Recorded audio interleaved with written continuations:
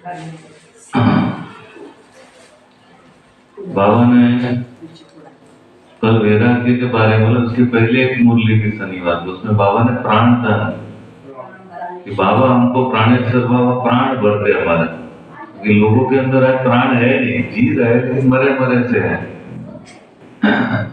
तो हमारे में प्राण है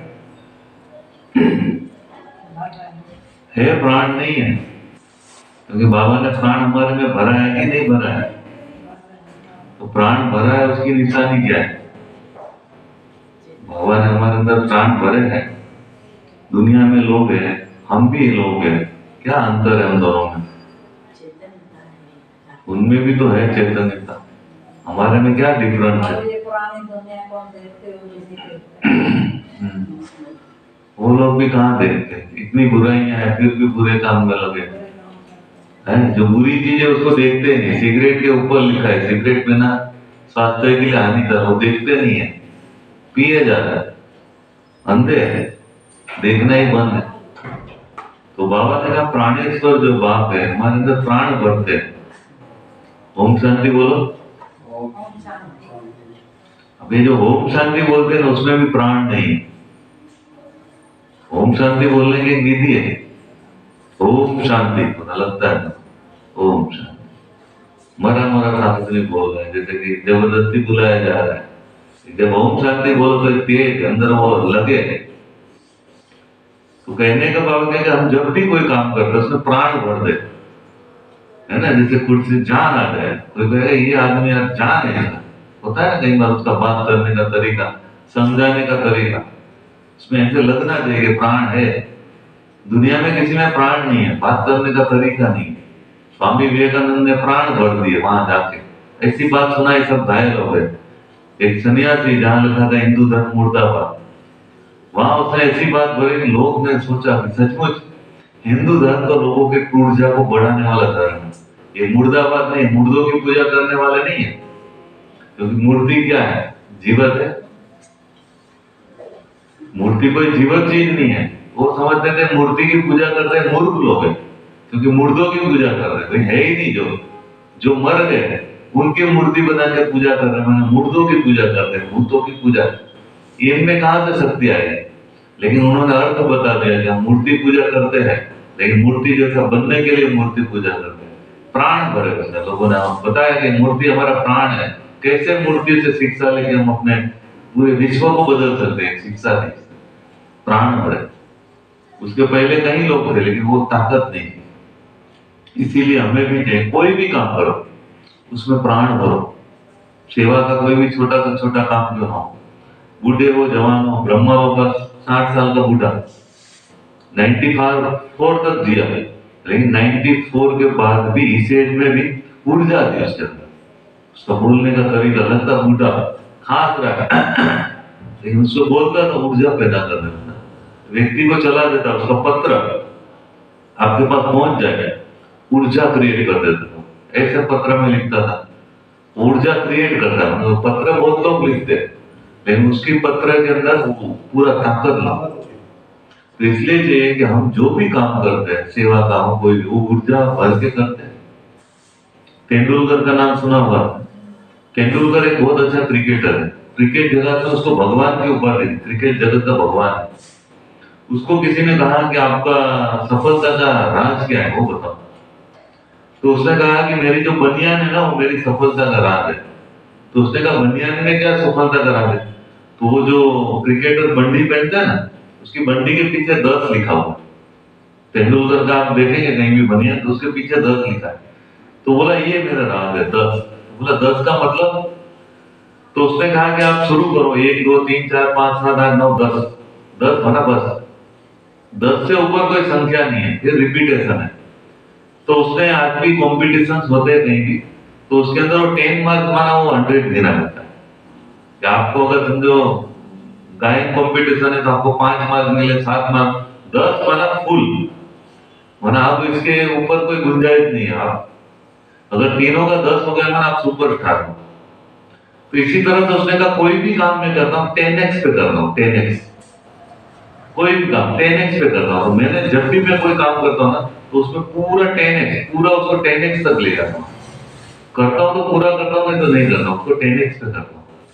तो बाबा भी कहते हैं चाहे आप ओम शांति बोलो, कहीं तो हम हाथ उठाने को बोलते हैं तो ऐसे उठाएंगे, कहीं ऐसे उठाएंगे, कहीं ऐसे उठाएंगे। ये कौन सा है? तो 10x वाला हाथ उठाएगा ना, वो लगेगा कि आदमी कुछ, अब वो हाथ ऐसे मरे मरे से उठाता है, बीके है। और कहीं बाबा कहते हैं बच्चे क्रोध जीत बनो, कौन कौन क्रोध जीत बनेगा? 10x वाला हिम्मत करे, भगवान बोल रहे हैं हमारे साथ दे, हम क्यों नहीं होंगे? उसका हाथ में भी दम होगा। और कई लोग तो सोचे हम क्रोध मुक्त हो ही नहीं सकते, वो 0x पे चल रहा है। तो कोई 50% है, कोई 30% है, वो हाथ से पता चलता है। देखने का तरीका है, आत्मिक दृष्टि। योग में भी बैठते हो, 10x पोजीशन है, देखने की बात है। आप कौन सी पोजीशन में बैठे योग में? बैठने का एक तरीका होता है योग में, कहीं बैठते हैं, अभी कौन सी पोजीशन? 10x है। अगर आपको मैं कहूं कि आपका अभी वीडियो रिकॉर्डिंग होकर टीवी में आ रहा है, आप कैसे बैठेंगे? अब एकदम आप कहोगे टीवी में आ रहा है, एकदम जो है वो आदमी 10x पे आ जाता है। हमेशा हम कोई देखे ना देखे, हम अपने को 10x पे करेंगे। बैठने का ढंग, मुरली भी सुनते हैं 10x पे सुने। दीदी ने बोला इसलिए सुन रहे हैं 10x की, अगर मुरली के बाद मुझे उस पर 5 मिनट बोलना पड़े, अब आपको बोल दे कि मुरली के बाद 5 मिनट आपको बोलना है, आप मुरली कैसे सुनोगे जरा बताइए? रोज सुनते हो ऐसे सुनोगे? अब अटेंशन में सुनोगे, क्योंकि आप 10x पे सुनोगे, क्योंकि मुरली के बाद आपको 5 मिनट बोलना है। तो इसलिए छोटा सा छोटा काम, झाड़ू मारने का काम है 10x पे हो। एक बार झाड़ू मारो कितना सफाएंगे? रूम हमारा भी खराब है, हमारा तो हमेशा सफाई काम बरोबर है। मेरे रूम में आओ तो कहीं कुछ पड़ा है, 10x नहीं है। मतलब रूम में कोई प्रवेश करेगा तो यार बड़ा साफ सुथरा है, हमारा कहीं बनियान पड़ा है, कहीं कुछ पड़ा है, कहीं बैग पड़ा है, कहीं कोलगेट का ब्रूस पड़ा है। वो कहेगा 10x वाला आदमी नहीं है, जीवन में सक्सेस नहीं, अनक्लियर आदमी है। ज्यादा साधन इकट्ठे कर, 10-10 जोड़ी जूते हैं, करोगे तो दे देगा, क्या करोगे? तुरंत उसको खत्म करो। इकट्ठा करने की आदत 10x नहीं है। इसलिए मेरे अपने कुछ चीज है, मैं ज्यादा चीज इकट्ठा नहीं करता, और कुछ चीज है उसको जरूरी लगता है खत्म करो। क्योंकि 10 बैग होगा, करोगे क्या 10 बैग? कई लोग जमा ही करते हैं, यहाँ से मिला वहां से ढेर है, तो करोगे क्या? तुरंत खत्म। ज्यादा संकल्प नहीं करे, कोई भी काम करो 10x की, जरूरी चीज नहीं है, खत्म। मेरी जरूरत की चीज है, ठीक। एक्स्ट्रा चीजें रखने का, जगदीश भाई जब शरीर छोड़ा, सिर्फ कहते हैं 2 जोड़ी कपड़े थे, 10x पे था आदमी, क्योंकि कपड़े वपड़े ज्यादा होगा, दिमाग चले, ये पहनू वो पहनू, दिमाग चले। 2 है, पर ज्ञान के सिवा किसी में दिमाग चला है, 10x पे काम किया उसने। हमारा मधुबन में एक भाई था, हमेशा फटा पुराना कपड़ा पहनता था, गारंटी तो नहीं, अचानक उसका शरीर छूट गया। तो शरीर छूट जाता है तो उसके रूम में क्या क्या है चेकिंग करने के लिए, तो उस रूम में 20 जोड़ी नए कपड़े एकदम सिलाई के, पता नहीं कब पहनने के लिए रखे। माना अगर हम चलते हैं फिरते हैं, जो भी आपका ड्रेस है, आप जो कपड़े पहनते हो वो भी 10x होना चाहिए, पर्सनैलिटी हो। ये सारी चीजें बाबा कहता है ऐसे तो चलेगा। हमारे रविंद्रनाथ टैगोर था, तो गांधी बापू के साथ कहीं घूमने जाना था, बोला चलो थोड़ा पैदल करके आते, तो रविंद्रनाथ टैगोर ने बोला मैं आता हूँ। तो ऐसे उसने देखा कहां से, बापू गांधी के तो बाल ही नहीं है, तो रविंद्रनाथ टैगोर एक एक बाल को ऐसे बना रहा। तो गांधी को बहुत बुरा लगा कि ये बूढ़ा तो हो ही गया, अब क्या इतना सीधा है, मतलब बूढ़ा तो हो गया, क्या एक एक बाल बनाने में आधा 1 घंटा कर दिया। गांधी बाबू भाई चलो, ये क्या सोचा तुम्हें बूढ़ा करने, एकदम अपने को सज धजा है पूरा एकदम। तब उसने कहा जवानी में तो सजने की बात ही नहीं है, अब मैं बूढ़ा हो गया इसलिए सज रहा हूं कि कोई मुझे देखे तो उसके अंदर मेरे प्रति रहम की भावना ना हो, उसको कहे कि क्या समान है यार, 80 साल में भी इसकी जो चेहरे पे यार बाल बाल देखो क्या, माना मुझे देख के उसको प्रेरणा मिले, माना सुंदर है, मुझे देख के उसके अंदर सुंदरता, घृणा भाव न पैदा हो कि यार बूढ़ा हो गया, देखो इसको जवानी में क्या था, बुढ़ापे में भी टिप टॉप, माना मुझे देख के लगे किसी पिक्चर का हीरो है। मतलब इस लेवल पे उसने कहा कि बापू गांधी बोला तुम जो सोचता हो नहीं, मुझे टाइम लगेगा, जवानी में टाइम नहीं लगता, उठपटांग बाल होता तो भी चला जाता, लेकिन क्योंकि अब बुढ़ा हो गया, अब मुझे देखेंगे किसी को ऐसे ना लगे कि एकदम टिप टॉप होके निकलूंगा, एक एक बाल एकदम सही, कोई फोटो खींचे तो फोटो में देखे तो कहेगा यार आदमी गजब। अब उठपटांग कई लोग निकलते हैं रोड पे, आप देखेंगे उठपटांग होते हैं, कपड़े में भी ऐसे लटका के कहीं डाल दिए। लकड़ी पकड़ी इंपॉर्टेंट नहीं है, लकड़ी हो कुछ भी हो, लेकिन टिक तो आपका ड्रेस कोड कहीं बिकेगा। हमने देखा ऐसे ही, अभी भी मैं बिहार में गया तो मेरे साथ एक गाड़ी चलाने वाला भाई था, बहुत पुराना बिके, बहुत बड़े बड़े क्लास का, वीआईपी की सर्विस है। उसने पैजामा अलग कलर का पहना था, कुर्ता अलग कर रहा है और दाढ़ी बाढ़ी बनाई है, तो ऐसे लगता था कोई मजदूर है, जबकि है वीआईपी। वो गाड़ी चला रहा था तो दूसरे दिन सुबह, क्योंकि डायरेक्ट किसी को बोलो बुरा नहीं लगता, दूसरे दिन मैंने सुबह उसको बोला कि भाई साहब एक बात मैं बताऊं, बुरा ना मानो, तो बोला बताओ। मैंने कहा कि आप जो है ना वीआईपी की तरह रहा था, इस तरह से रहते हैं ना काबरे चित्र जैसे लग रहे, क्योंकि हमारा काम नहीं है, आप प्रेजेंट कर रहे हो ब्रह्मा कुमार, क्योंकि आप वीआईपी हो, सरेंडर हो, कुमार हो, और आप कहते हैं मैं ये आईएएस ऑफिसर की सेवा करता हूँ। गलती से कोई आईएएस ऑफिसर इस हाल में देख ले, उसका विश्वास टूट जाए। तो आप, हमारा तो वर्क नहीं है, मैं कैसे भी रोक चलेगा, मुझे तो कोई वीआईपी से मिलना नहीं, ना मेरी कोई ऐसी सर्विस है। लेकिन आपको खास वीआईपी को मिलने जाते हो तो आपको एकदम टिप टॉप रहना है, कपड़े वपड़े आपके टनाटन होने चाहिए, किसी को रहम ना आए। तो इसलिए जे हमारे अंदर प्राण महसूस हो लोगों को, लोगों में देखो थोड़ा सा बीमारी होती है ना, जैसे प्राण नहीं है ऐसे हो जाता है। बीमारी भी हमारे विचलित न कर सके, छोटी चीजों में रोना शुरू न कर दे। तो ये है, कोई भी काम करो ऊर्जावान होके। इसलिए मुझे रविंद्रनाथ टैगोर बहुत पसंद है, वो लास्ट तक उसने मेंटेन किया, अंतिम दिन तक जो आप देखो ना एकदम टनाटन रहते थे। बापू गांधी ने भी सीखा बहुत कुछ उससे। बापू गांधी जो है रात को सोते भी थे, नहा धो के एकदम हीरो जैसे कपड़े पहनते थे, रात को भी कोई आ जाए बेड से उठे तो ऐसा ना लगे कोई बीमार आदमी है, एकदम ऐसे टिप टॉप होकर सोना, रात को बेडशीट वगैरह सब एकदम आप देखेंगे टनाटन करके सोता। तो ये संस्कार है हमारे ऊर्जावान व्यक्ति का। कई लोग हैं क्या है, आप सोना ही तो है, दे दबा करके सो, उनको कोई फर्क नहीं पता, कहीं भी सो जाते, नीचे सो जाए, कहीं भी सो जाए, सोना ही तो है। ये आदमी जो है 10x वाला नहीं है, 10x वाला होगा तो ट्रेन में भी जाएगा, ठीक ठाक करेगा, अपनी बेडशीट दीदी वगैरह अपनी बेडशीट ले लें, थोड़ा ठीक ठाक करेगा। वो व्यक्ति देखता है यार ऐसे क्या, सोना ही तो है, लेकिन थोड़ा टिप टॉप होकर सोते हैं। कोई अगर देखे तो उसको लगे कि विष्णु सोया हुआ है, विष्णु लेटा हुआ है ना।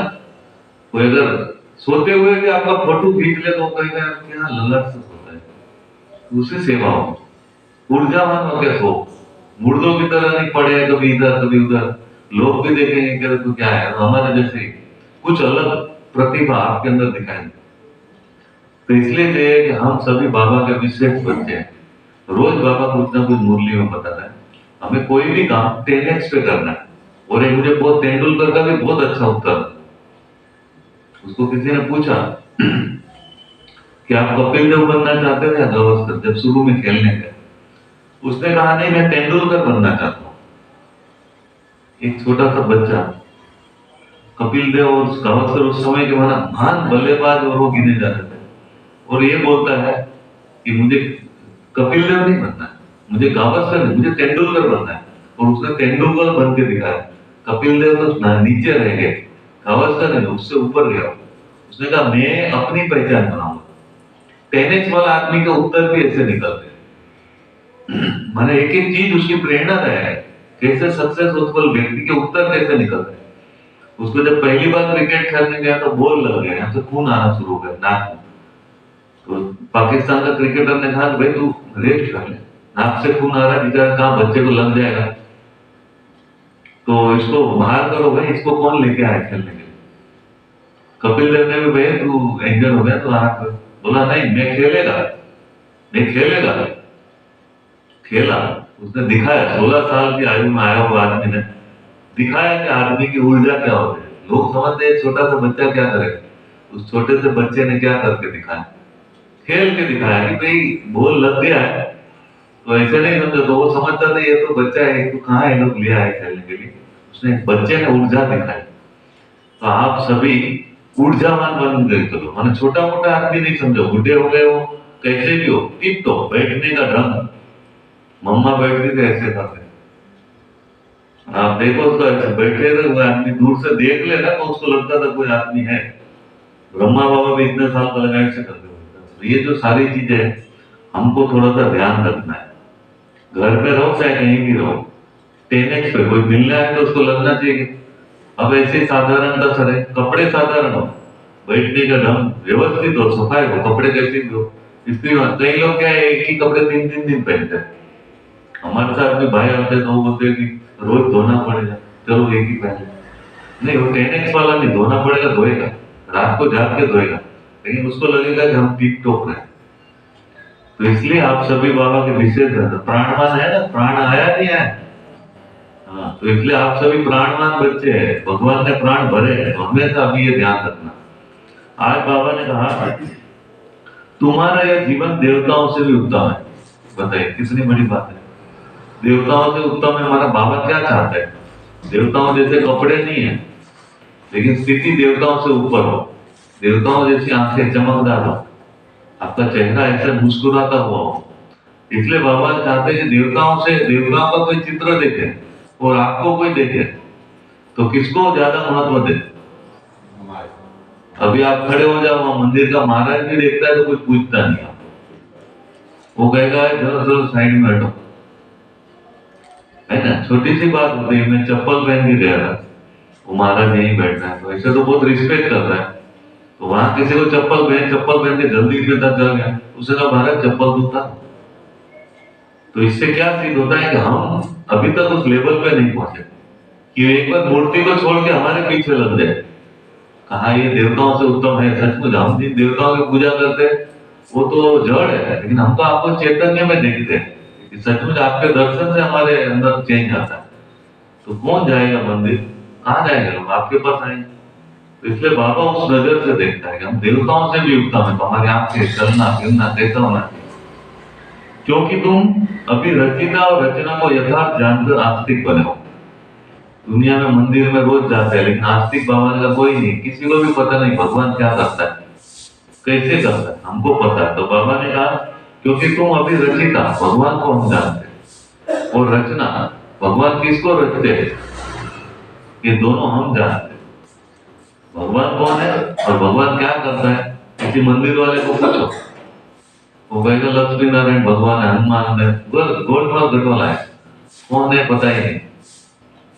तो बाबा कहते तुम यथार्थ जानकर आस्तिक बने हो। हमारी जानकारी गलत नहीं है, एकदम सोच समझ के आस्तिक बने। हमारी आस्तिक बना ऐसा है कि कोई कितना भी करके कोशिश करे कि भगवान राम है, बुद्धि स्वीकार करेंगे, हम कहेंगे शिव भगवान है। एकदम बुद्धि में क्लियर है कि क्यों शिव भगवान है ना, क्लियर कि कल कोई भैया हनुमान भगवान है, मानेंगे नहीं मानेंगे। तो हनुमान कौन है, राम कौन है, देवता है। तो फिर लोग कहेंगे राम भगवान है, तुम लोग हिंदू धर्म को वो कर रहे हो, राम को तो भगवान मानते हैं लोग, तो क्या कर, कृष्ण भगवान है किसी, भगवान है कैसे। तो बाबा ने एक मुरली में कहा कि भगवान जो है, भगवान भगवती बना, तो एक आदमी उसको भगवान कह सकते हैं, क्योंकि जब इस दुनिया में वो रहेंगे, भगवान नहीं रहेगा तब तो यही भगवान के बराबर है। उस समय के लिए वही भगवान है, क्योंकि वो माता पिता है पूरे विश्व के उस समय। तो भगवान तो परम नाम रहे। तो बाबा ने कहा कि एक अर्थ में आप उसको भगवान कह सकते हो, क्योंकि भगवान ने का गायन है ना, भगवान और भगवती बनाते हैं, है ना, भगवान भगवती। तो भगवान कौन हुआ, राम हो, भगवान जैसा बना, कृष्ण भगवान जैसा बना, एक अर्थ में वो भगवान हम कह सकते। तो कहीं जगह हमें युक्ति से चलना होगा। आपको अगर राम भगवान ने हड्डियां तोड़ दे, कहा तुम्हारे ये हमारे हिंदू धर्म का विरोध करते, कहा नहीं नहीं हम भी मानते राम भगवान, कृष्ण भगवान है, हम भी मानते। तो वहां एक समझ है, कहीं पर नहीं तो झगड़ा हो जाता। तो किस तरह से युक्ति से चलना है, कोई भगवान मानता है तो हम उसका विरोध नहीं, हम भी मानते हैं। तो ये युक्तियां बाबा ने सब बताई कि कहाँ कैसे चलना है। अच्छा, आज का प्रश्न है, संगम युगी ईश्वरीय परिवार की विशेषता क्या है जो सारे कल्प में नहीं होगी? क्या विशेषता है ईश्वरीय परिवार की? क्या विशेषता है बताओ भाई।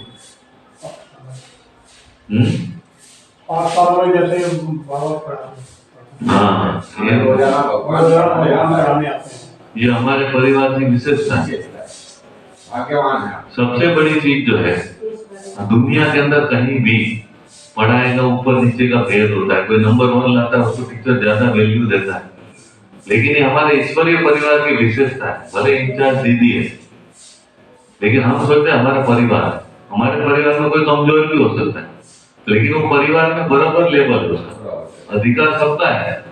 वो निमित मात्रा में किसी को टीचर बनाते हैं, किसी को, इसका मतलब ये नहीं है कि आपका भी उतना ही अधिकार है। तो जब परिवार का फीलिंग होगा तो दीदी को कोई गाली दे तो हम खुश नहीं होंगे, हम सोचेंगे मेरी भाई मेरी बहन है, कोई कैसे बोल देना। हमारा छोटा से छोटा आदमी और बड़ा से बड़ा आदमी हम सब मिलकर रहते हैं, ये हमारा परिवार है। आप देखिए हमारे अर्जुन दादा पढ़े लिखे नहीं, उसको बाबा ने तो कविता सुनाई हुई आती, लेकिन वो परिवार का हिस्सा। उसको बाबा ने कहा जो इसको घड़ी देखना सिखा देना उसको चांदी का गिलास इनाम दूंगा। तो जगदीश भाई बहुत पढ़े लिखे थे, बोला मैं सिखा दूंगा। जगदीश भाई ने 2 महीना ट्राई किया, उसको सिखा नहीं पाया। तो जगदीश भाई ने बाबा को बोला ये तो नहीं सीखेगा, मुझे बुला देगा। लेकिन ऐसे बच्चे को बाबा ने चलाया, दादियों ने चलाया। जब भी वो सम्मान समारोह होता था, उसको कुछ भी पता नहीं, लेकिन उसको सीट रखी गई, ये परिवार का हिस्सा है। अभी क्या हम सोचते हैं कि भाई ये तो ज्ञान सुनाता था, इनको तो आसान दो, ये छोटा मोटे को क्या है। नहीं, सभी सम्मान। हमारे लिए कोई भी छोटा बड़ा नहीं है, हम एक परिवार के हिस्से सदस्य है, ईश्वरीय परिवार में। बाहर में सोचते हैं तो हमारा कोई नहीं, हमारा क्या लेना है। बाहर में कोई संस्था में जाओ, वो कहेगा तुम चुपचाप जितना बोलते हो उतना करो, अपना दिमाग। कोई अच्छी राय देता है तो उसकी भी सुनते हैं। यहाँ हम सुनते हैं कि भाई आपकी कोई अच्छी राय हो, मेला मीटिंग करते हैं, एक दूसरे से मिलते हैं, क्योंकि हम बेटर कैसे कर सकते हैं उसका हम चर्चा करते हैं। बाहर में नहीं होती, उसने बोल दिया वो फाइनल है, आपको ज्यादा अपना दिमाग लगाओ तो इसको बाहर करो। तो ये ईश्वरीय परिवार है, कोई इसमें छोटा बड़ा, किसी को भाषण ज्यादा आता है इसका मतलब ये नहीं कि वो नंबर 1 है। नहीं, जब भी बटेगा सबको समान बटेगा। हमारे मधुबन में करीबन 1000 लोग हैं, परिवार की तरह चलता है। हर एक को 6 जोड़ी कपड़ा मिले, हर एक को सेम टोली मिले, हर एक को चप्पल सेम मिले। कोलगेट का भी नियम सबके लिए है, कभी किसी को एक्स्ट्रा चाहिए वो मिलेगा अलग बात है, नियम सबके लिए है। अगर इसको एक्स्ट्रा कोई चीज मिली आपको भी मिले। 1000 जो लोग हैं, 1000 2000 लोग, उसके सबके लिए नियम से। यहाँ तक कि दीदियां हैं, कितनी सारी बहनें, सबके लिए नियम से सेम है ना दीदी? क्या अलग है? सबके लिए सेम है। आशा दीदी हो चाहे कोई भी हो, नियम सबके लिए सेम रखा है, मिलेगा सबको। सेंटर के ऐसे नहीं है कि यहाँ 3000 का रूल अलग है और पांडव बन जाओ तो वहां के सेंटर का रूल अलग है। पूरे संसार में कहीं नहीं चलो, रूल वही है। ये है हमारा परिवार कि किसी में भी भेदभाव नहीं है, हर व्यक्ति को सेम है, हर व्यक्ति के कपड़े सेम है जो समर्पित होते हैं, सेम है ना, कोई एक्स्ट्रा है किसी का। तो ये सारी चीजें जो है इंडिकेट करती है, हमारे परिवार को इंडिकेट करती है। हमारे कपड़े कैसे होने चाहिए, क्या होने चाहिए, नहीं होने चाहिए, हम एक परिवार के हिस्से। बाकी ठीक है, लेकिन स्पेशल प्रोग्राम में हम सबके व्हाइट कपड़े होते हैं, एक ड्रेस कोड है हमारा। लाइट लोग देखेंगे एक साथ, एक अलग अलग होगा तो लोग, लेकिन एक साथ जो व्हाइट कपड़े, तो हमें हर एक को एक जोड़ी कपड़े अपने रखने चाहिए। जो ब्रह्मा कुमारी खास करके प्रोग्राम्स वगैरह होता है तो वहां हम तुरंत ही पता चल जाए ये सब एक ही कुल के हैं। तो इसलिए, और ये हमारा एक दूसरे के सहयोगी, कोई कमजोर है उसको ऐसे नहीं था तो बुद्धू है, इसको बहनी कहा नहीं, बुद्धू है हमारा भाई, उसने हिम्मत की भगवान के दर का है। भगवान, जब भगवान ने उसको यहाँ तक पहुंचा है, हमारा अधिकार नहीं हम किसी पे स्टैम्प लगा दे। बाबा ने एक बार मुरली में कहा, आपको क्या अधिकार है स्टैम्प लगाने, कोई काम का नहीं, कोई कैसा भी हो, कुछ भी हो, आपका काम नहीं, भगवान बैठा है, जजमेंट वो देगा या आप दोगे। आप अपना काम करते रहो, जजमेंट देना आपका काम नहीं। निमित्त जिसको बनाए, बड़ी बहन है, इन्होंने हमसे ज्यादा क्या किया, आप इनकी बरोबरी में करो, इन्होंने जितना किया उतना आप करो, फिर आपको भी बाबा अधिकार देगा उतना। कईयों को क्या करना धरना कुछ नहीं, क्रांतिकारी बनना है, इसको हटा देंगे उसको हटा देंगे, ऐसे ये परिवार का हिस्सा नहीं है। ये परिवार के हिस्से ऐसा करता है? तो परिवार का हिस्सा होगा, अगर कोई मैं आपकी बहन को गाली दूं तो आप क्या कहें? खुश हो गए कि अच्छा था? नहीं, हम कहे नहीं भाई, आप प्लीज कहते हुए आगे से ध्यान रखना, अभी बोला तो बोला, वो मेरी बहन है भाई, उसकी कमी को हम छुपाएंगे ना कि सब जगह ढिंडोरा पीटेंगे। इसी तरह से हम एक दूसरे के परिवार के हिस्से, हमें एक दूसरे का रिस्पेक्ट करना, कुछ भी हो जाए, कोई छोटा है बड़ा है, रिस्पेक्ट। ऐसे नहीं झाड़ू मारता रहे तो सारी, नहीं, झाड़ू मारने वाले का भी उतना ही अधिकार है जितना कि ब्रिजमोहन भाई का। ऐसे नहीं समझे नरेंद्र भाई यहाँ सोते, इनका भी ब्रिजमोहन भाई जितना अधिकार है, जितना ब्रह्मा बाबा की वैल्यू उतनी ही नरेंद्र भाई की। ऐसे नहीं छोटा काम करने से आदमी छोटा हो, परिवार है, हर एक का सेम अधिकार, किसी को भी बाबा का वर्षा सेम है, बाबा के पास से जो भी मिलना है सबको सेम अधिकार है। ठीक है, थोड़ा हम कुर्सी कभी ऊपर नीचे हो जाता है, कभी वो अलग बात है, थोड़ा सा हम रिस्पेक्ट देना पड़ता है, लेकिन फिर भी हम सभी एक परिवार का, ये विशेषता हमेशा माइंड के अंदर रखो। ठीक है, समझ में आया? अब देखो बाबा ने क्या, इस समय स्वयं ईश्वर बाप बनकर तुम बच्चों को संभालते हैं। देखो बाबा ईश्वर बाप बन गए। कोई ऐसे ऐसे लोग है ना, आप आपके पास रखेंगे ना, आप भगा दोगे 1 महीने में 2 महीने। बाबा उसको जिंदगी भर पाल रहा है। मैं रानी दीदी के पास गया, उनके पास एक भाई है, उसका नाम नहीं लेता, मैं सोचा नाम लूंगा फिर संकल्प करेगा, वो भी सुनेगा कि यार मेरा नाम लिया था। वो भाई से ना मेरा 36 साल था, मैं जो भी काम करूं उसमें विरोध करे, और भाई पुराना। तो मेरे को दिमाग में आया, यार ऐसे टेढ़े मेढ़े लोग हम काम कैसे करेंगे। मैंने कहा कि यहाँ रहने जैसा ही नहीं है क्या। मैंने कहा मैं तो छुट्टी, मैं ठेला उठाऊंगा चला जाऊंगा, एक तो इनके लिए मेहनत करो, और ये रोज कुछ कुछ करते रहना है। मैं छोड़ के जा रहा हूँ, पक्का कर लिया, 1 महीने में तंग हो गया मैं, और डिस्टर्ब हो गया, मैं छोड़ के जा रहा हूँ। ठेला उठा के जा रहा था, सुबह अमृत वेले जाने का प्लान बना के अमृत वेले बाबा के सामने ऐसे बैठा। बाबा ने एक बात टच की, कहा आप इनके साथ कितने महीने से रहे? 1 महीना। बोला रानी दीदी उसके साथ कितने महीने से रहे, कितने समय से रहे? मैंने कहा 20 साल। तो बोला आप मधुर निवासी हो, भगवान के बच्चे हो? मैंने कहा हाँ जी, आपके ही तो बच्चे हैं ना भाई, जीवन है। तो बोला उस व्यक्ति के साथ उसने 20 साल उसको पाला, और तुम 1 महीने में उसको रिजेक्ट करके भाग रहा है, तो तुमने क्या सीखा मधुर में? मैंने कहा बात तो यार टक्कर की, वो 20 साल तक इसको संभाल सकते, मैं 1 महीना नहीं संभाल पाया, डिस्टर्ब होकर भाग रहा हूँ, तो शर्म की बात है। मैंने कहा यही रहेंगे, हम भी तुम्हारे बच्चे, छोटे मोटे नहीं है, इसको अपना सहयोगी बनाया है। हमने धीरे धीरे धीरे धीरे धीरे 6 महीने उस व्यक्ति को सर्टिफिकेट उसने दिया कि कीर्ति पे आदमी गजब, ये काम करता है। तो इसलिए चाहिए कि हम अपने परिवार के किसी भी हिस्से को स्ट्रेंथ ना लगाए, ऐसा भी हो कुछ भी हो। जब रानी दीदी ने 20-25 साल उसको चलाया, हम 1 महीने में कहते इतने कमजोर है। तो कहीं कुछ भी हो, किसी भी जगह से हम हार के नहीं आएंगे, भागेंगे नहीं हम। चाहे वो भगोड़े थोड़ी है, घर बार छोड़ के सन्यासी भाग जाता है, भगोड़े नहीं है। कभी सोचे कि दीदी ने थोड़ा डांट दिया, चलो दूसरे सेक्टर पे चले गए, फिर तीसरे चौथे, नहीं, हम भगोड़े नहीं, हम आएंगे। तो ये हमारे अंदर होना चाहिए।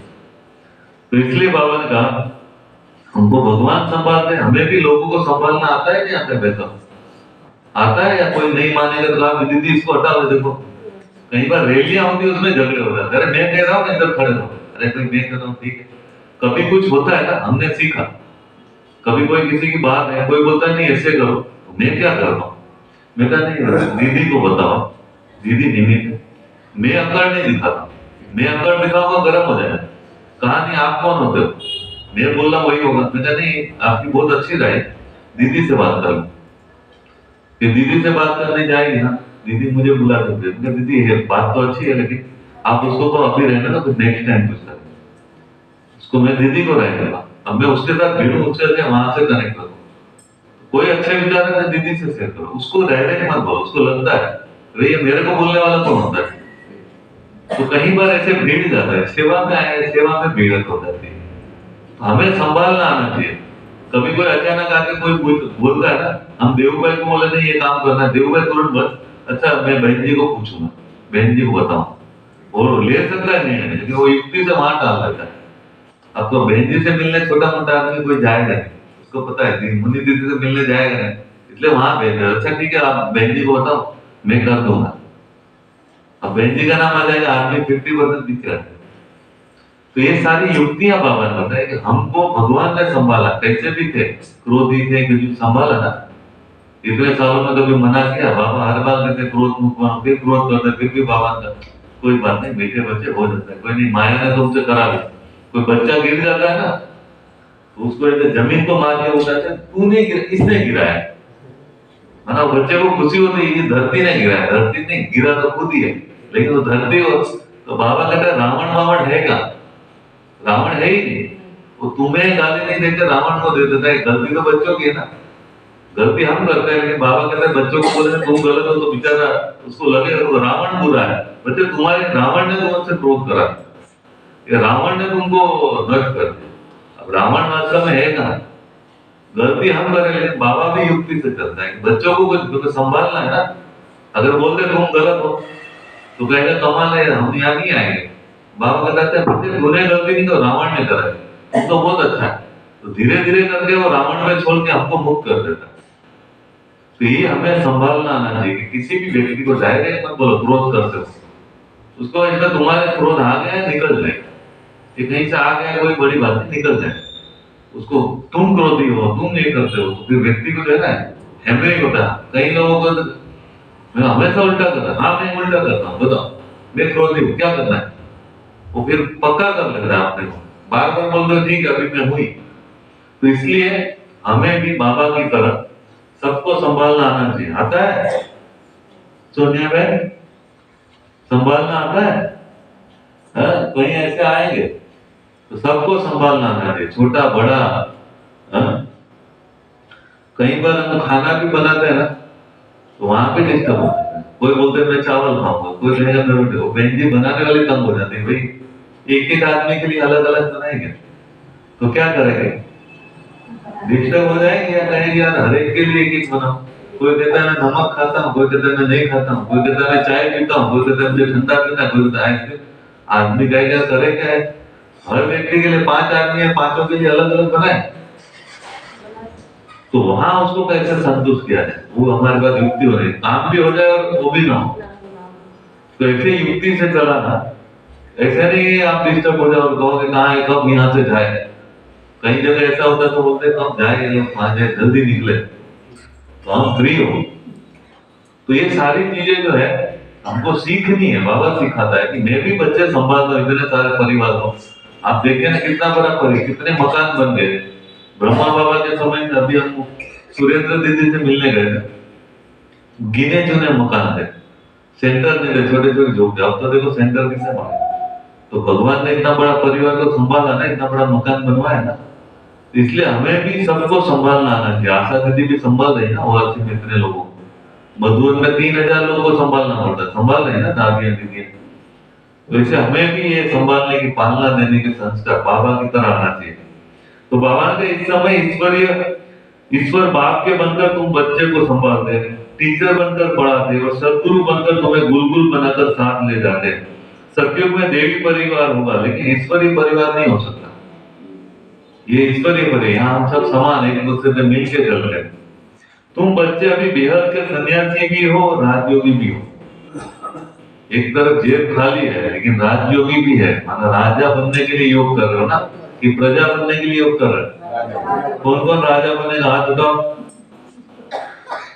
देखो अभी कईयों ने हाथ ही नहीं उठाया, मैंने कहा ना 10x एक दो जन को बोला, सोनिया बहन तो समझते उठाने की क्या जरूरत, बाजू वाले ने उठाएंगे, कई लोग उठाते हैं, ये हमारे एक एक प्रेम आपके एक एक कर्म प्रभावित कर, इसलिए कभी भी कोई आपको डायरेक्ट से मिलता पूरा ही मतलब खड़े हो गए ऐसे नहीं अभी क्या करना, उठाना पड़ेगा, तो ये जरूरी है।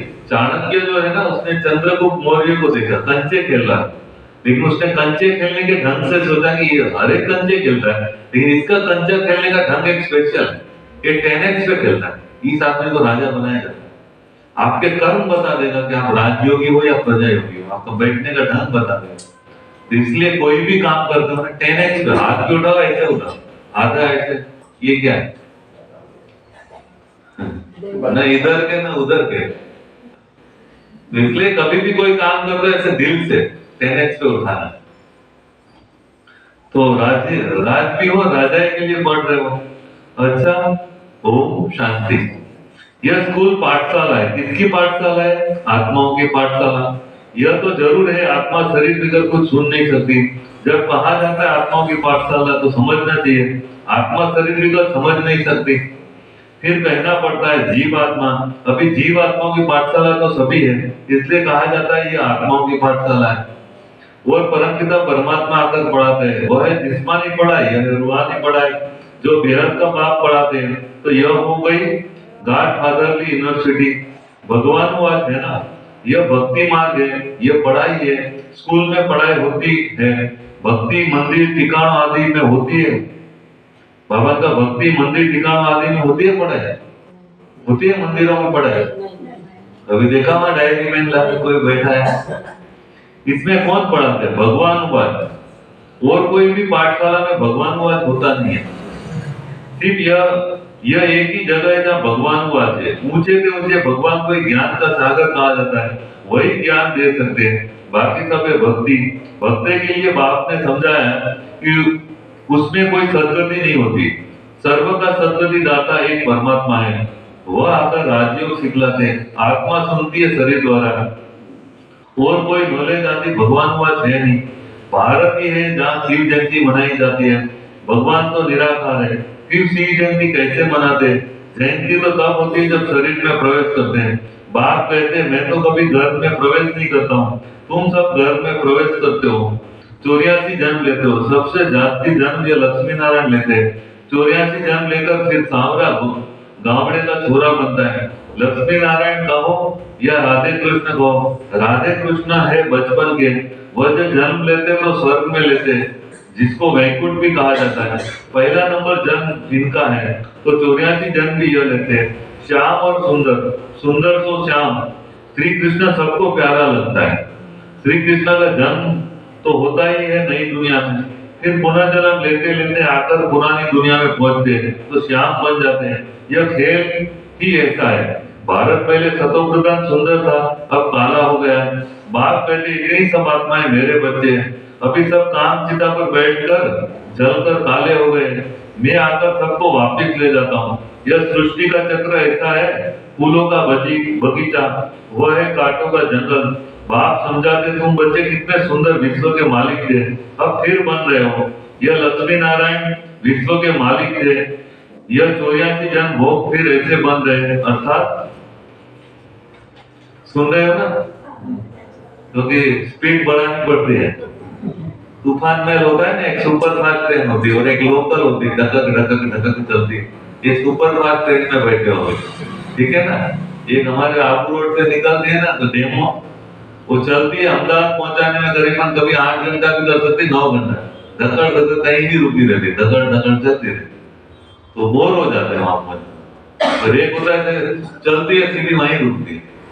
अभी सुपर फास्ट ट्रेन में बैठे हो कि लोकल चला है, तो अभी सुपर फास्ट ट्रेन में बैठने की आदत है ना, है आदत, सुपर फास्ट ट्रेन चल रही है।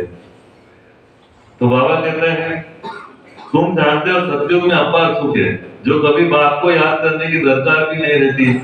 गायक है दुख में सिमरण सब करे, किसका सिमरण?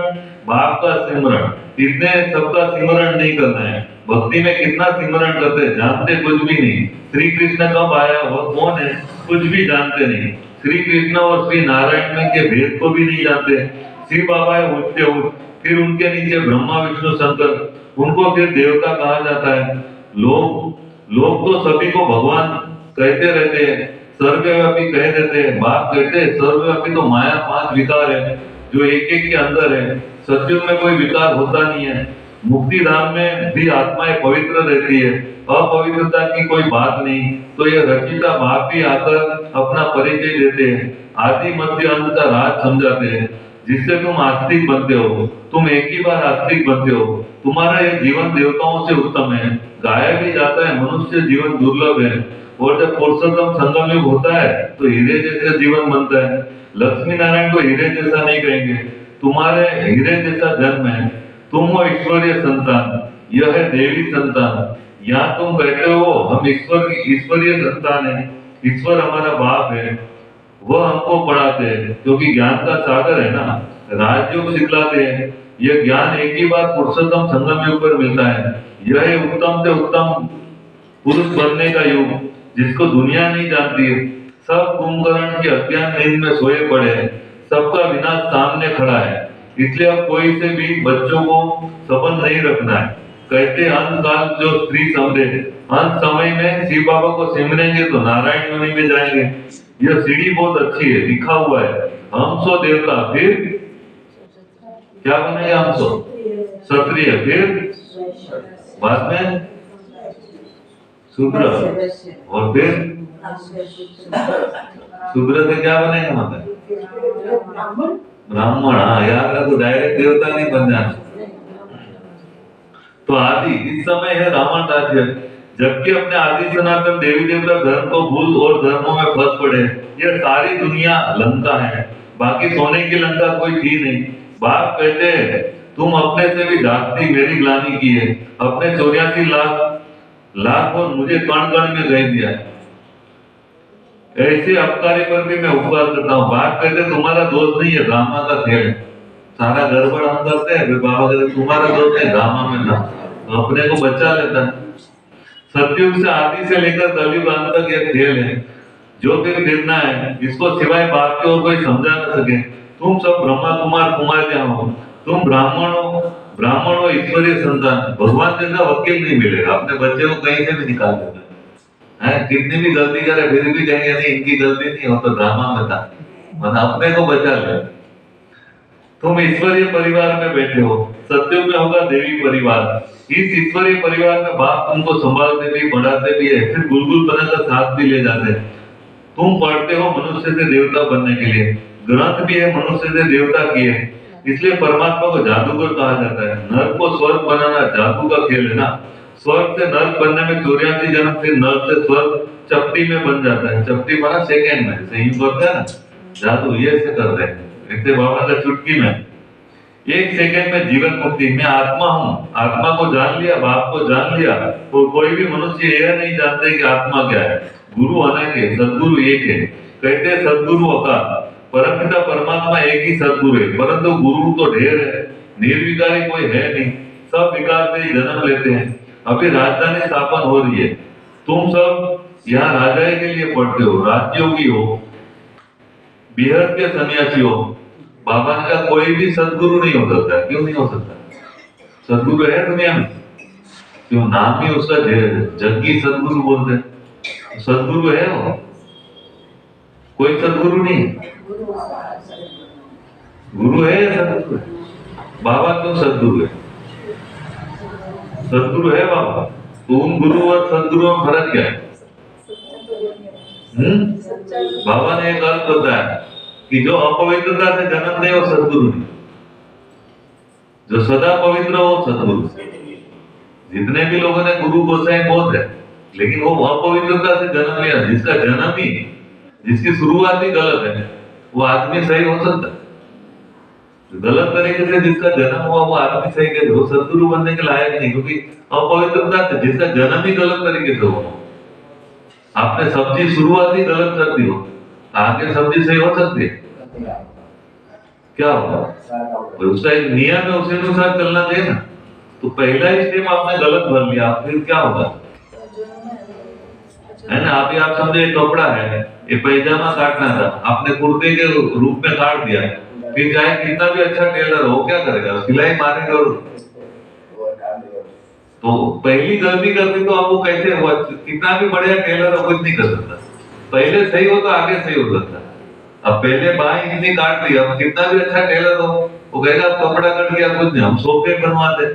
वो सोफे वाला बोला पहले बोलना चाहिए ना ऐसे चाहिए, अब तो कट गया, अब कुछ नहीं होता।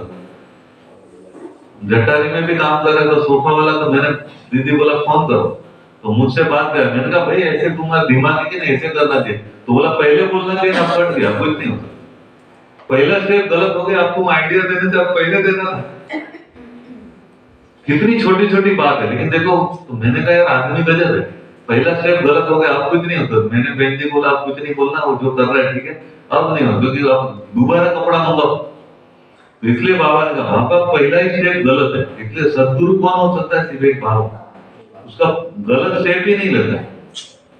धरती पे भी आता है तो गर्भ में नहीं जाता, क्योंकि गर्भ में जाएगा गलत हो गया, अब वो सदगुरु कहलाने लायक नहीं, गर्भ में प्रवेश ही नहीं होता। पहला स्टेप ही पवित्रता से जन्म लेता है, माना किसी में प्रवेश होकर काम करता है, वो भी ठीक करके, उसका दिमाग ठीक होता है तब प्रवेश होता है। ऐसे नहीं किसी जिसका दिमाग खराब हो पहले ब्रह्मा को तैयार करता है, जब लगता है ठीक ठाक हो गया, वैराग आ गया, इसको अब दुनिया में रस नहीं है, वो तैयार हो गया कि मैं नई दुनिया बनाने में सहयोग दूंगा, अपना सब कुछ सरेंडर, तब तक आदमी अब ठीक हो गया, तब प्रवेश होता है। ऐसे नहीं कि उसका मन नहीं लग रहा है और प्रवेश हो जाए, बहुत अच्छी तरह से दिमाग लगा। इसलिए ब्रह्मा बाबा कहते हैं कि चलते चलते रास्ते में ब्राह्मण फंसा दिया बाबा ने मुझे। अच्छा खासा बिजनेस रहता है, बाबा ने फंसा दिया, हंसी में कहता था बाबा। तो इसलिए ये फर्क है सदगुरु और उसमें। तो वो हठ योगी, हट के सन्यासी, बाप आकर सभी को सदगति कर सुखी बनाते। मुझे ही कहते सदगुरु अकाल मूर्ख, वहां घड़ी घड़ी शरीर छोड़ते और लेते नहीं, काल नहीं खाता। तुम्हारी आत्मा भी अविनाशी है, परंतु पतित और पावन बनती है, निर्लेप नहीं है। रामा का राज भी बाप समझाते हैं, रचिता ही रचना के आदि मध्य अंत का राज समझाएंगे ना। ज्ञान का सागर वही एक बाप है, वही तुमको मनुष्य से देवता डबल सिरताज बनाते हैं। तुम्हारा जन्म कोड़ी जैसा है, अब तुम हीरे जैसा बन रहे हो। बाप ने हम सो हम का मंत्र भी समझाया है, कह देते आत्मा सो परमात्मा, परमात्मा सो आत्मा, हम सो हम। बाप कहते आत्मा सो परमात्मा कैसे बन सकती है? बाप तुमको समझाते हैं, हम आत्मा इस समय तो ब्राह्मण है, फिर हम ब्राह्मण सो देवता बनेंगे, फिर क्षत्रिय बनेंगे, फिर शूद्र सो ब्राह्मण।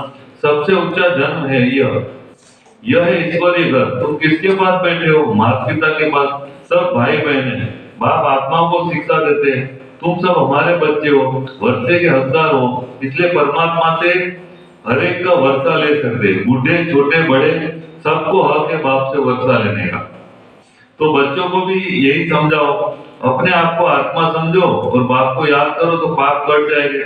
भक्ति मार्ग वाले इन बातों को कुछ भी समझेंगे नहीं।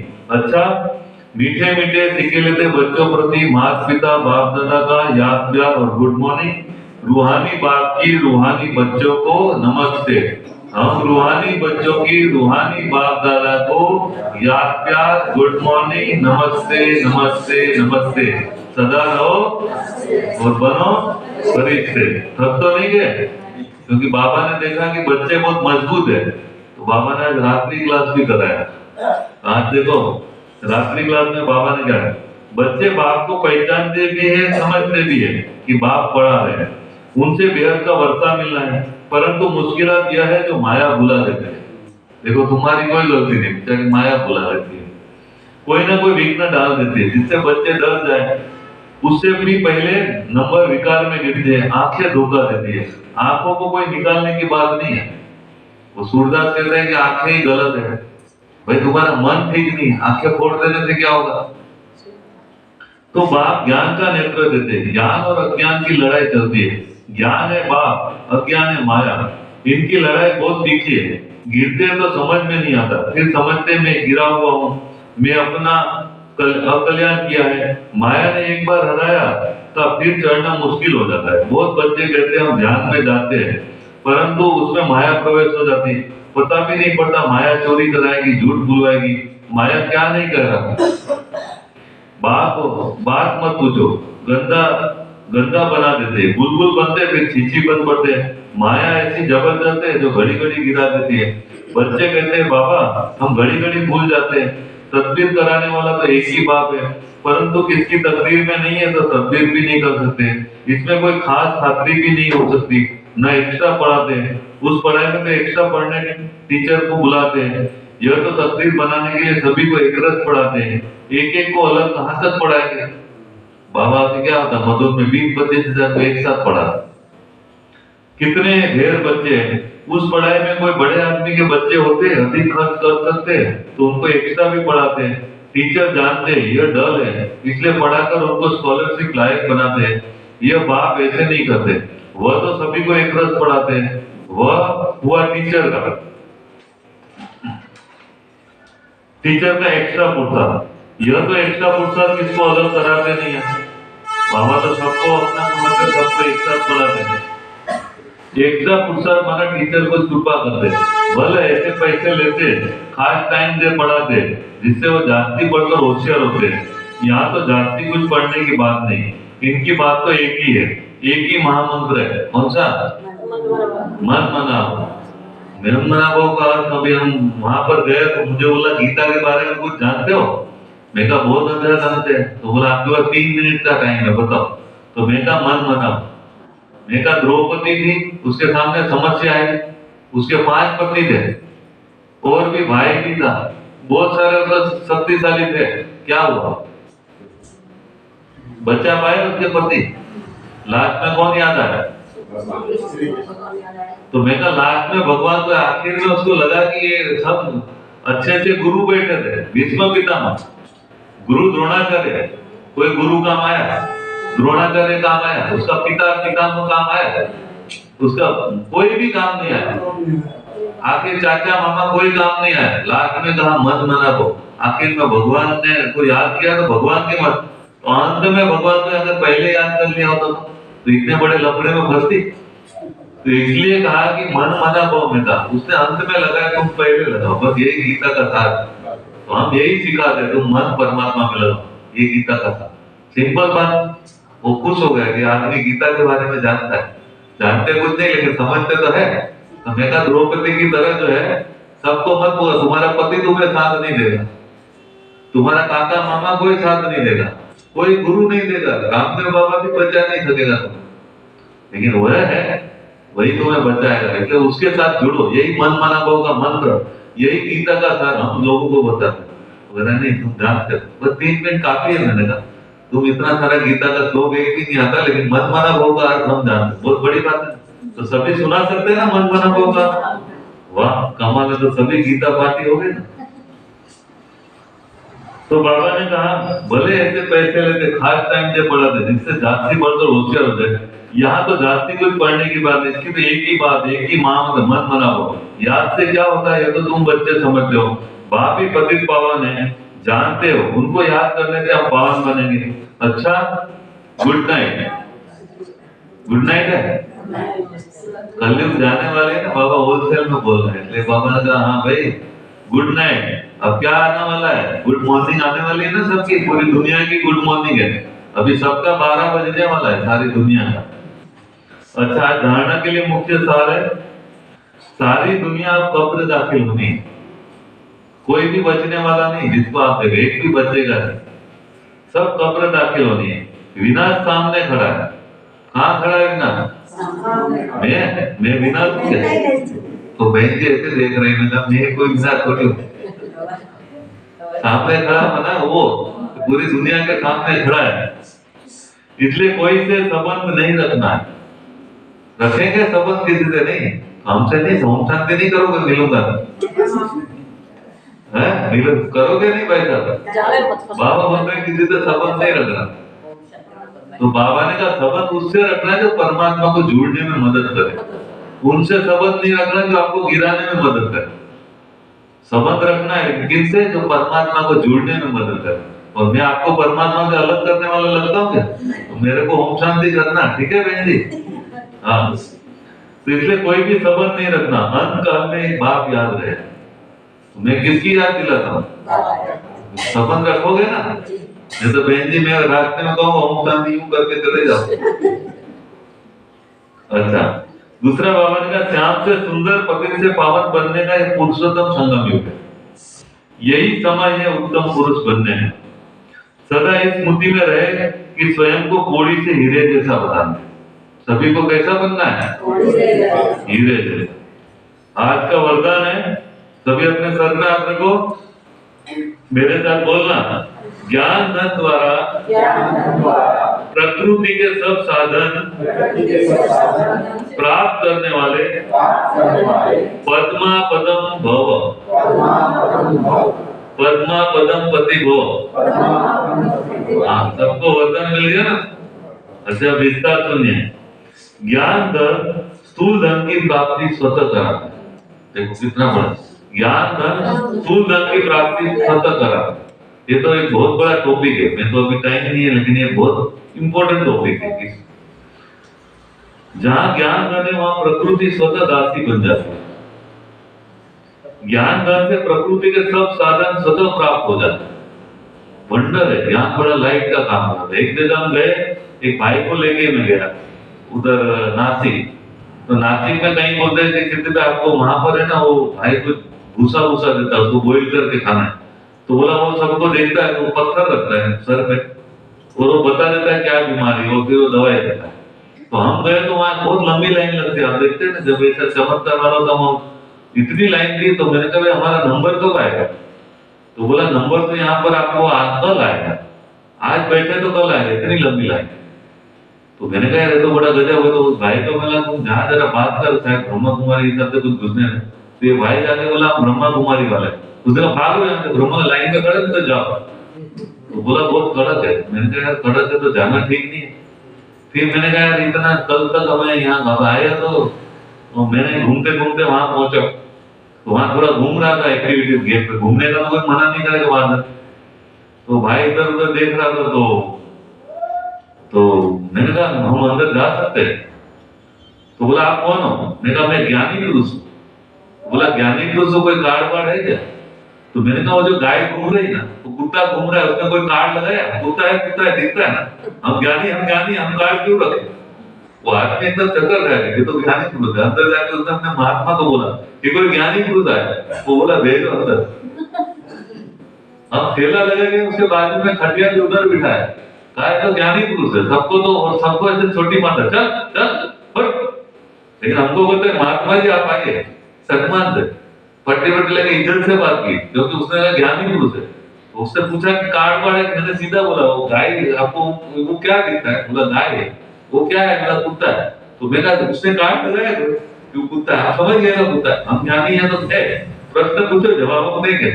उसको लगा कि आप तो गजब है, तुरंत ले ली और सामान वामान लेके 2 मिनट में काम निपटा के निकल गए। जो 2 दिन का काम था 2 मिनट में हो गया। ज्ञान ताकत बात करते दम होना। अभी भी हम बनारस गए तो वहां बहुत सारी लाइन थी। तो पुलिस वाला जो था वो बोला यहाँ से आप नहीं जा सकते, वीआईपी लाइन है। मैंने कहा हम किसी वीआईपी से कम लग रहे आपको? वो कहा निकल गया। मेरे पीछे 2 भाई थे, उसको रोक दिया कि आप नहीं जा सकते। बोला वो तो गया, बोला हो गया वो आप नहीं जा सकते। तो मैं निकल गया और पीछे उसको बड़ा लंबा घूम के आना, वो 1 घंटा लगा रहा हूँ डायरेक्ट। मैं कहा बोलता ये वीआईपी लाइन है। मैं कहा हम किसी वीआईपी से कम है क्या? पूछिए क्या कम है, आपको हम सीज कर देंगे कि हम वीआईपी है वीआईपी। अब किसको वीआईपी समझ रहे बता? हम वीआईपी के सारे लक्षण मेरे में मिलेंगे। वो तो सोचा पुलिस वाला भी सोचने लगा कौन है, बोला हम वीआईपी से कम लग रहे हैं, जाओ। सवेरे का अनुभव पंडित जी का, तो कह रही मुझे शिवानी दीदी को बात करवाने के लिए। मैंने कहा तो माँ बेटे मेरा, तो फिर मैंने कहा मेरे पास नंबर थी, जब भैया जी थे तो मैं बात कर ली थी कभी आने के लिए। ऐसा ये नंबर है और करो और मैसेज डाल दो। मेरे को व्हाट्सएप भी नहीं आता, मैसेज डाल दिया। मेरे को शांति कर ली तो गुड मॉर्निंग करके तो बोले वॉइस मैसेज डालो, जैसे प्रोग्राम नहीं करो वॉइस मैसेज डालो। आप तो निकल गए ऊपर, ये बड़ी चालू हो गई ना, तो निकल गए। मेरे को कहने के फोन आया था मैं निकल गया। मैंने कहा मार दिया तुमने मेरे को, फोन आ गया दीदी का। तो फिर मैंने बात कर दीदी ऐसी सी बात है, आपको 18 तारीख को प्रोग्राम करें मिला, 18 तारीख को आपको आना। तो बोले कि मैं खुद प्रोग्राम में। मैंने कहा दीदी हमारे 21 तारीख तक मेरा चलेगा, मुझे तो आप बीच में आइएगा। बोले मैं माउंट आबू में। तो ये ऐसे बाबा पसंद नहीं, कहने का भाव है ना हमारा मन देखो दीदी है अच्छा है, हमारी दीदी भी कम बिल्कुल नहीं, लेकिन बात होती है कि हम सभी जो है बहुत बड़े बड़े काम कर रहे हैं, इसलिए कोई भी अपने को छोटा ना, ये सेवाएं बहुत होगी। तो इसलिए मैंने कहा कि सब काम हो गए। और हम जाते हैं ना लाइट मारते हैं। बात करी हम जो वहां पर हमको एक गाइड ले गया लखनऊ, वो गाइड ले गया तो अंदर पार्किंग का पैसा लेता है। उसको कहा भाई आश्रम की गाड़ी है, महाराज है, पैसे मत लेना। तो भाई बाहर आके तो पैसे दे। मैं कहा तुम सामने से क्यों पूछ रहा, हमने बात कर लेना, तुम करो, वो पार्किंग का पैसा नहीं देना है हमें, लेकिन सम्मान जरूर कर देना, कोई दिक्कत नहीं है, लेकिन कोशिश करना है क्या है। हमने बोला अपनी गाड़ी, बस इतना ही बोला। तो मैं तो अपनी गाड़ी, उसको लगा अपनी का मतलब क्या होता है, अपनी गाड़ी। तो वहां जो है कि छोटी सी बात है, ज्ञान हमें रास्ता देता है, काम करता है समय पे। यहाँ रिक्शा वाला आया ना, तो उसको बोला तो मदर डेयरी के पास है। तो बोला मैं मदर डेयरी छोड़ दूंगा, आगे एक कदम भी नहीं, माता आप जहां पर भी चले जाना। मैंने कहा भाई ऐसे क्यों बात कर रहे हो, तुम अपना भाई है, हम राम को ले आए, राम राज्य हमारे प्रेम की गंगा बहानी, और तुम अपने भाई के साथ ऐसे बात कर रहे हो। क्या अपने भाई को एक दो कदम आगे नहीं छोड़ सकता? वो बेचारे चुप होकर इधर इधर यहाँ छोड़ के गए। माना थोड़ा सी व्यक्ति हिलना नहीं चाहता, लेकिन हम प्रेम की बात करें, वो प्रेम की बात तो कुत्ता भी समझता है, ये तो आदमी है, वो कुछ नहीं बोला आराम से। अगर उसको कुछ होता है झगड़ा हो जाता है, तो छोटे से उसमें की बात बात इधर ले जाओ उधर ले जाओ। नहीं तो आप ऐसा बात कर रहे, हमको रोना आ जाएगा। हमारा भाई होकर ऐसे बात कर रहे हो हमारे से, वो बड़ा कुछ बोला नहीं, सीधा छोड़ के ले जाओ। तो ये बाबा ने कहा ज्ञान कम मत नहीं, प्रकृति को भी दासी बना सकता है। इसलिए ज्ञान धन सब धन का राजा है। जहाँ राजा है वहां सब प्रकार स्वतः प्राप्त होते हैं। ये ज्ञान धन की, ये ज्ञान धन ही पद्मा पदम पति बनाने वाला है। परमार्थ और व्यवहार को स्वतः सिद्ध करता है। ज्ञान धन में इतनी शक्ति है जो अनेक जन्मों के लिए राजाओं का राजा बना है। कितनी बड़ी, इसलिए सभी ज्ञानवान बनना है। समझ में आया? सभी को ज्ञान को इम्प्रूव करना है। 10x हाँ 10x वाला 10x स्लोगन है, कल कल का विजय है। ये कल नहीं, कल कल के हम विजयी है। ये रूहानी नशा इमर्ज हो तो मायाजीत बन जाए। हमको हरा नहीं सकता, ठीक है, छोटी मोटी बात हो, लेकिन राजा तो बनने ही हमको, बस ज्ञान को इम्प्रूव करना है। तो अभी जो है आप सभी बड़ी हिम्मत करके, मेहनत करके बड़ा प्रोग्राम करने का प्लानिंग कर